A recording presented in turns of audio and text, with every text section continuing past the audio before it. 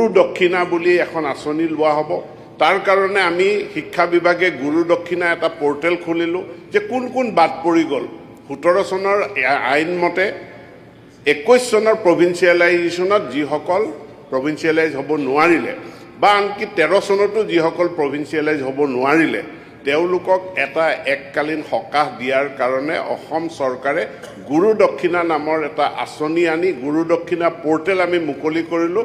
আৰু আজি মই পবিত্ৰ সদনক জনাওঁ যে 15,000 আবেদন আমাৰ গুৰু দক্ষিণা পোৰ্টেলত আহিছে আৰু এইখিনিৰ ভেৰিফিকেশ্যন হ'ব আৰু খুব সোনকালে চৰকাৰে ইয়াৰ ওপৰত সিদ্ধান্ত গ্ৰহণ কৰিব। আমি শিক্ষাৰ অধিকাৰ আইন NCTৰ গাইডলাইন ইয়াক অনুসৰণ কৰি আমি আমাৰ আইনখন প্ৰস্তুত কৰিছোঁ।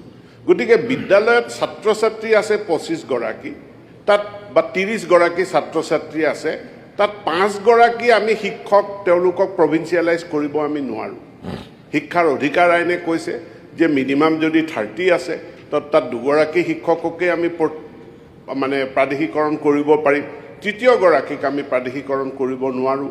এনেকৈ যিসকল থাকি গ'ল এই থাকি যোৱা শিক্ষক শিক্ষয়িত্ৰীসকলৰ কথা যিসকলক ড্ৰপ টিচাৰ বুলি কয় এইটো বিবেচনা কৰি আমাৰ পূৰ্বৰ বিত্তমন্ত্ৰীয়ে ঘোষণা কৰিছিল যে তেওঁলোকৰ কাৰণে এটা এককালীন এটা সাহায্য দিয়াৰ কাৰণে এখন আঁচনি অনা হ'ব।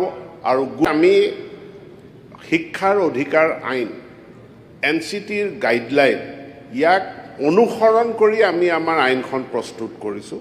গতিকে বিদ্যালয়ত ছাত্ৰ ছাত্ৰী আছে 25 গৰাকী, তাত বা 30 গৰাকী ছাত্ৰ ছাত্ৰী আছে, তাত 5 গৰাকী আমি শিক্ষক তেওঁলোকক প্ৰভিন্সিয়েলাইজ কৰিব আমি নোৱাৰোঁ। শিক্ষাৰ অধিকাৰ আইনে কৈছে যে মিনিমাম যদি 30 আছে তাত 2 গৰাকী শিক্ষককে আমি প্ৰাদেশিকৰণ কৰিব পাৰিম, তৃতীয় গৰাকীক আমি প্ৰাদেশিকৰণ কৰিব নোৱাৰোঁ।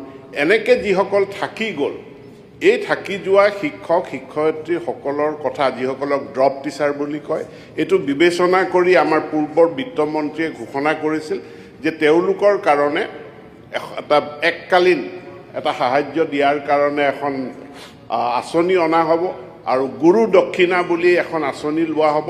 তাৰ কাৰণে আমি শিক্ষা বিভাগে গুৰু দক্ষিণা এটা পোৰ্টেল খুলিলোঁ যে কোন কোন বাদ পৰি গ'ল। 17 চনৰ আইন মতে 21 চনৰ প্ৰভিন্সিয়েলাইজেশ্যনত যিসকল প্ৰভিন্সিয়েলাইজ হ'ব নোৱাৰিলে বা আনকি 13 চনতো যিসকল প্ৰভিন্সিয়েলাইজ হ'ব নোৱাৰিলে তেওঁলোকক এটা এককালীন সকাহ দিয়াৰ কাৰণে অসম চৰকাৰে গুৰু দক্ষিণা নামৰ এটা আঁচনি আনি গুৰু দক্ষিণা পোৰ্টেল আমি মুকলি কৰিলোঁ। আৰু আজি মই পবিত্ৰ সদনক জনাওঁ যে 15,000 আবেদন আমাৰ গুৰু দক্ষিণা পোৰ্টেলত আহিছে আৰু এইখিনিৰ ভেৰিফিকেশ্যন হ'ব আৰু খুব সোনকালে চৰকাৰে ইয়াৰ ওপৰত সিদ্ধান্ত গ্ৰহণ কৰিব।